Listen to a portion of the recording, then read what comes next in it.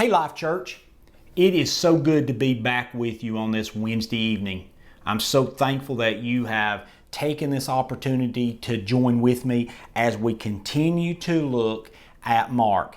Now, there's a lot to be said about the book of Mark. The one thing that I really enjoy about Mark is the fact that he just doesn't stay still very long. Mark is constantly in motion. Mark is constantly shooting different angles. He's constantly looking, popping here, going there, doing things very rapidly.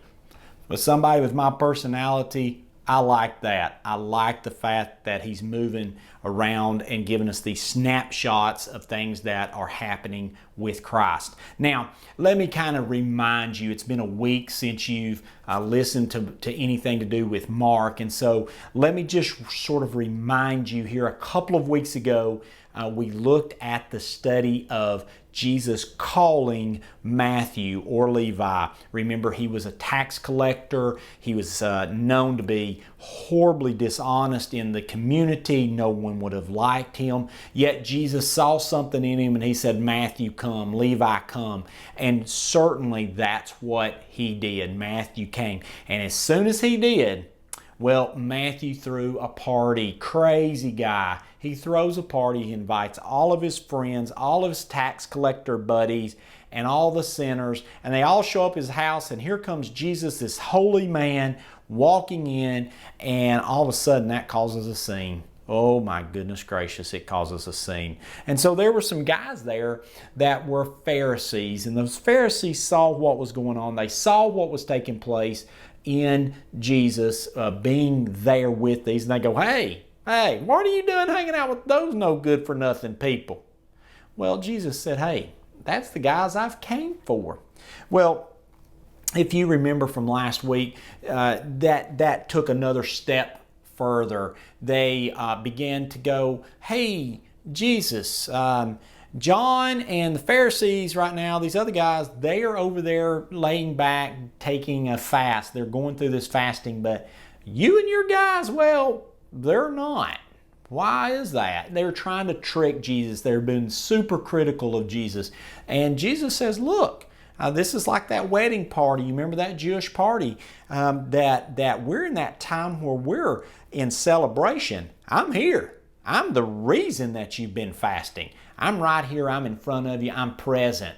So let's celebrate. And so Jesus went through that story, if you will, and remember the way he taught those guys the lessons about a new patch on an old wineskin or old cloth, and how that wouldn't work very well. And then Jesus went into that explanation about how you can't pour new wine into an old wineskin, else it would rupture and bust. And so I talked to you guys about that explanation of how wine's processed and the CO2 that's produced from it. And so if that was from last week's lesson. And so this week's lesson, well, we're moving on with Mark. He's given us another short story, but again, I'm just convinced we're being Mark chapter 2, 23 through 28. I think we're still dealing with the same group of Pharisees. I just see this nearly as just a continuation of the same issues that Jesus is dealing with ever since he dealt with them at that party that night at Matthew's house. And so just to get you thinking about this evening's lesson, I wanted to get you thinking about maybe the strictest person that you have ever met. Who was that person? Was it a coach? Was it a principal? Was it a teacher? Was it your mom? Was it your dad? There's some strict people out there in our world today. When I was growing up, I had a really good friend up in Tennessee. His name was Joel. Joel's dad was the strictest man I ever met. He was so particular with his children, how he wanted things done. And there were great consequences when the boys didn't do as their daddy was told them to do. If they forgot to do something, if they got too loud, if they didn't do something right, there was usually verbal abuse and quite often physical abuse that took place very, very quickly after that. But we've all seen those type of people. You all know who I'm talking about. If you've ever watched Harry Potter series, you'll know the name Dolores Umbridge. She was a lady in pink and loved cats. Oh, she was a stickler for the rules. Oh man, one of the scenes, she's having the janitor hang up hundreds and hundreds of rules, order of how to keep Hogwarts running smoothly, but loved rules. So, what about these rules? How strictly should we follow these rules? What's the point of the rules? Well, I just wanted you to think about that a little bit as we study into Mark chapter 2 a little bit more. But before we get there, I actually want to start back in Exodus and share with you a couple of passages of Scripture to give you just a little bit more background, a little history on what we're studying tonight. So I'll be in Exodus chapter 20. This will just be verses 8 through 11. You know this. This is out of the Ten Commandments. And this is what it says. Remember the Sabbath day by keeping it holy. 6 days you shall labor and do all your work. But the seventh day is a Sabbath to the Lord your God.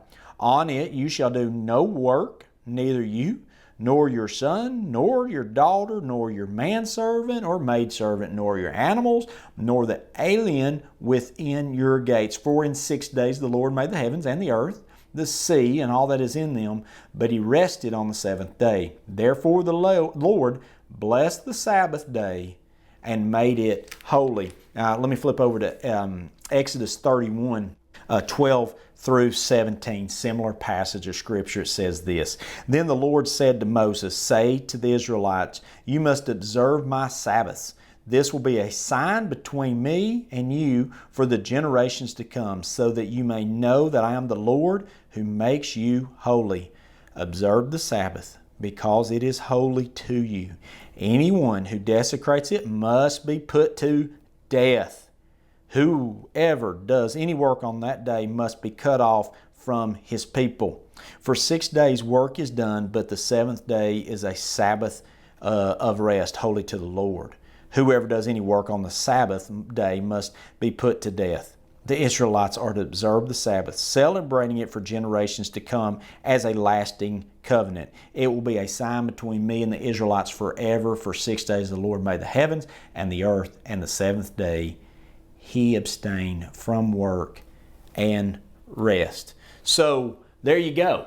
We've heard about the Sabbath. And obviously you can tell there was some seriousness that came about because of what the Lord said on the Sabbath. Now, here's just a little bit of information I want to pass on to you as I've read and interpret these passages. Is we know a little bit about the Sabbath, but the Sabbath was the best we can tell, the best that I can study, the best I've seen, the best that I can read. The Sabbath was, this rules of the Sabbath was only given to the nation of Israel. It's not that we don't believe that it occurred. It's simply that it was designated to the nation of Israel. When God set this up, He was addressing the nation of Israel. And so originally Moses, he actually came up, he wrote down some of the specific rules that were to not occur on the Sabbath. There was no fire for cooking. You couldn't gather any fuel, sticks, and whatnot. You couldn't carry burdens. And there was no business transactions. But what gets me more than those specific things that Moses would talk about in observing the Sabbath and following the rules of the Sabbath is the fact that there are 39 categories that the Jewish leaders, Jewish tradition said, you can't do these. And they're almost comical to me as I read these categories that you can't do on the Sabbath. I think you can understand that these are just a few of them that you cannot do on the Sabbath. No selecting, I don't know what you're selecting, but you can't select anything on the Sabbath. You can't spin. You can't do any spinning, no weaving, no warping. I don't know what warping is, but you cannot do it. No building, I get that. No demolishing, well, okay. No skinning, no tanning, no smoothing, no marking. No tearing, no knotting, no shaping, no plowing, no planting, no reaping, no harvesting, no cooking, no writing, no finishing. The list goes on and on. These are categories.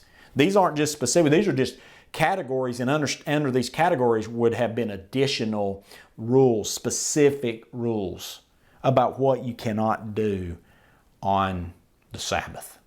So, now that you know the history of the Sabbath and you understand it just a little bit more, let me read to you today's passage. This is found in Mark chapter 2. I'll be reading verses 23 through 28, and I'll cover 3 points with you very quickly tonight. One Sabbath, Jesus was going through the grain fields, and as the disciples walked along, they began to pick some heads of grain. The Pharisees, there they are again. I don't know if these guys just follow them around looking for stuff, but my goodness, every time you turn around, there they are. The Pharisees said to him, "Look, why are they doing what is unlawful on the Sabbath?" Yep, I just read to you 39 different categories of things you can't do on the Sabbath. They're doing one of them. He answered, Jesus answered, "Have you never read where David did when he and his companions were hungry and in need? In the day of Abiathar the high priest, he entered the house of God and ate consecrated bread, which is lawful only for the priest to eat. And he also gave some to his companions." Ooh, trouble. Then he said to them, "The Sabbath was made for man, not man for the Sabbath. So the Son of Man is Lord even on the Sabbath." Don't miss this. The Sabbath was made for man, not man for the Sabbath. So let me cover some rigid rules that we'll cover in our lesson tonight. Rigid rule number 1, no work on the Sabbath. Absolutely not. Verses 23 and 24, these guys are out there and they are doing something they shouldn't be doing. They're picking grain on the Sabbath. Now, it says that they were picking some heads along. They were going through the grain fields. They're obviously hungry. A lot of times grain would be left out in the fields for people who pass by to get some. That was the way they helped the needy and the poor. But anyway, at this point, they did it. They walked through there. Now, this is a good point to ask you this question. Are rules necessary? Well, I think you would all say yes, because without rules, without some order, well, you know what? Things would become very, very, very chaotic. And so the next question is, well, if we do have to have rules, and I understand that we should, what are the consequences of those rules? What's the punishment? What happens when I break them? What happens if I don't do what this rule says to do? What possibly could take place? That's what's happening right here in verse 23 and 24. The Pharisees are looking, going, "Got you red-handed, literally caught you with your hand in the cookie jar. Now, how are you going to explain yourself? We're turning you in to the police. You're doing wrong. You cannot. You're disobeying the law." And here's the question that you need to be asking yourself: Were the Jesus and disciples breaking man's law or God's law? That's the real question right here. You know, I think about this, and the obvious answer is these guys are just simply breaking man's law. But I wonder sometimes how we might get caught up in our churches and get used to something being a certain way, and that being the law although it's man-made, over time it becomes similar to God's law. We do things in a certain way, in a certain pattern, in a repetitious way that, even though may have been justified back then, we've done it so many times we begin to think that it's actually accustomed to God's law, and it's really not.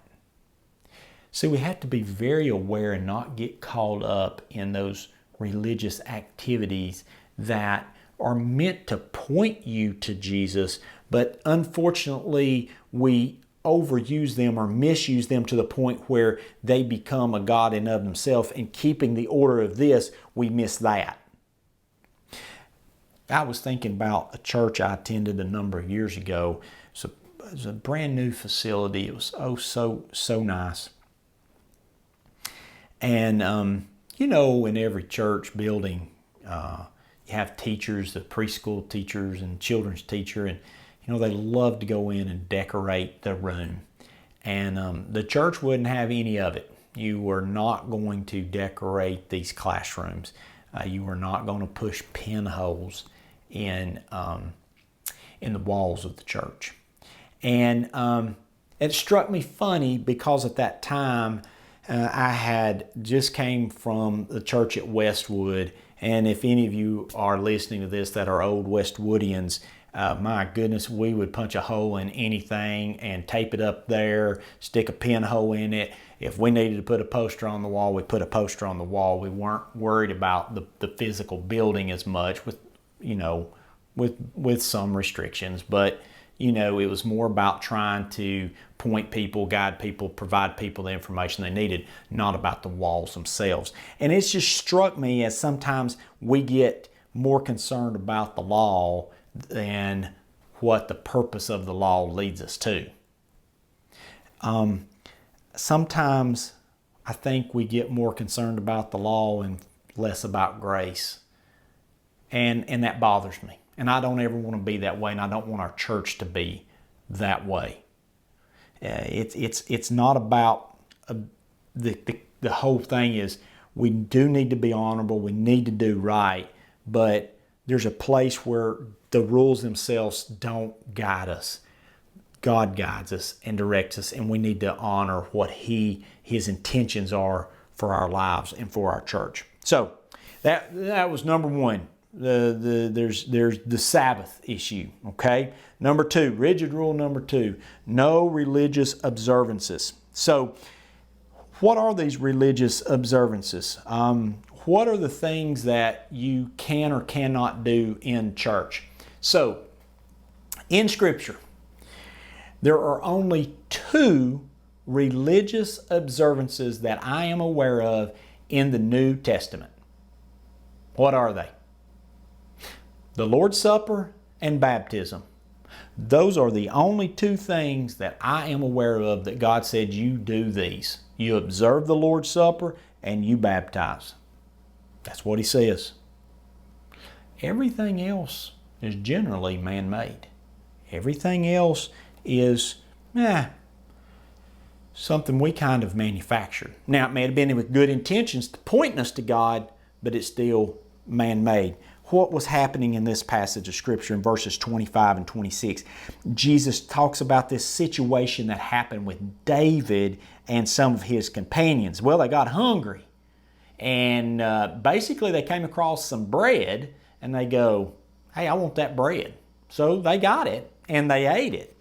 This is found in 1 Samuel chapter 21, verses 4 through 6, and it says this.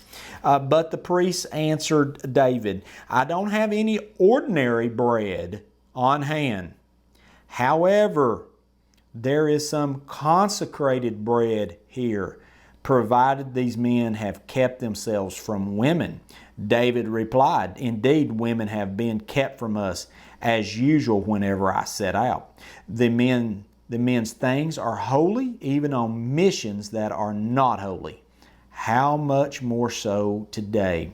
So the priest gave him the consecrated bread, since there was no bread there except the bread of the presence, which is also called the showbread, that had been removed from before the Lord and replaced by hot bread on the day it was taken away. Okay, so here we are with Mark. It's kind of an interesting little point right here as well to tell you that this same story is recorded over in Matthew.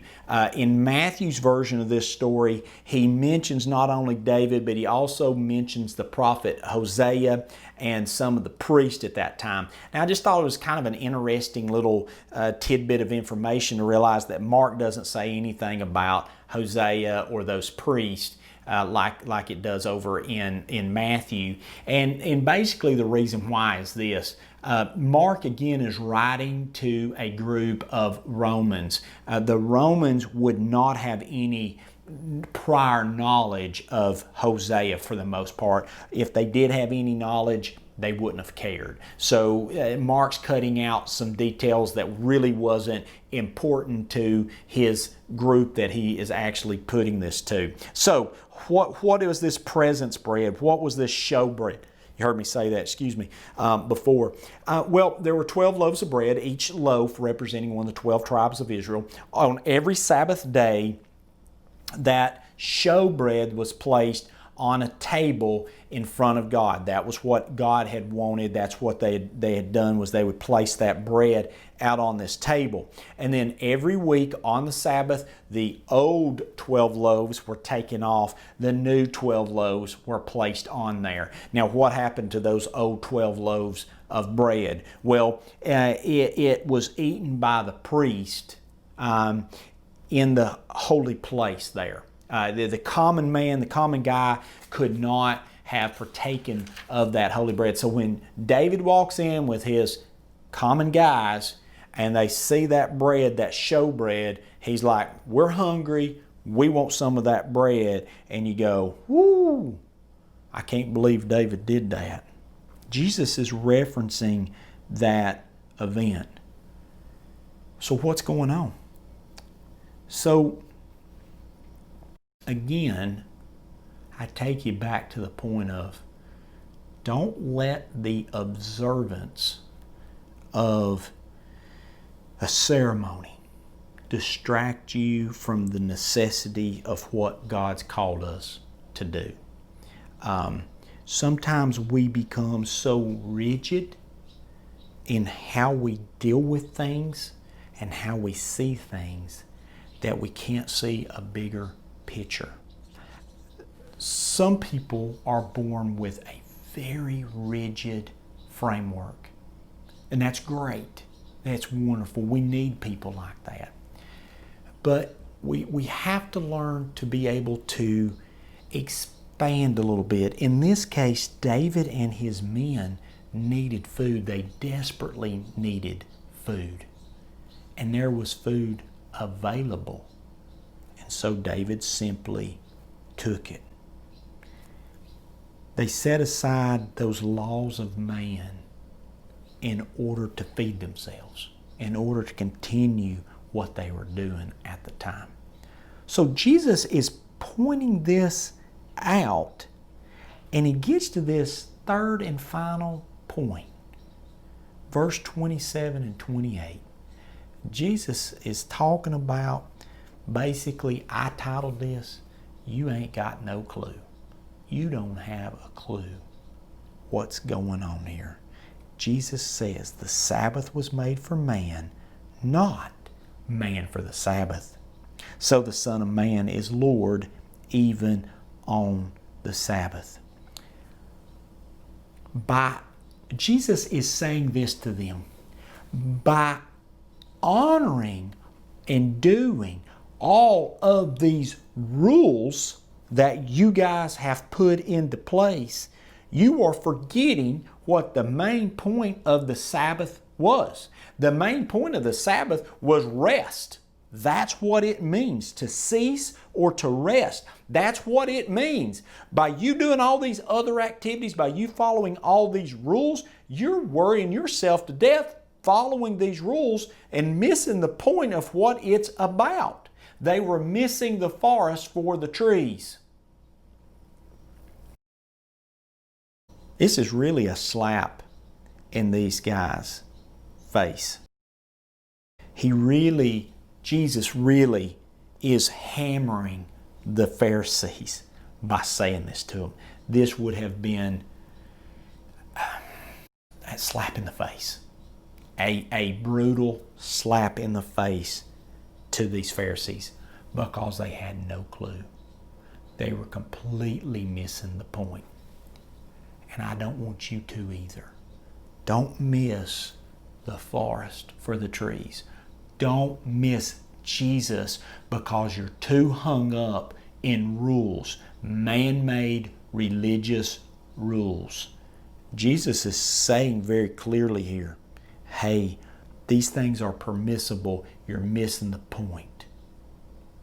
So I just wanted to share that with you tonight, church. I just wanted to draw you in, show you another few verses here in Mark as we study, maybe give you some food for thought, maybe enlighten you in a little bit, maybe provide you something you've never thought of or never saw in the scriptures before. But I love you. I thank you again for listening to me, and I look forward to seeing you again on Sunday. You have a good night, and I'll see you soon.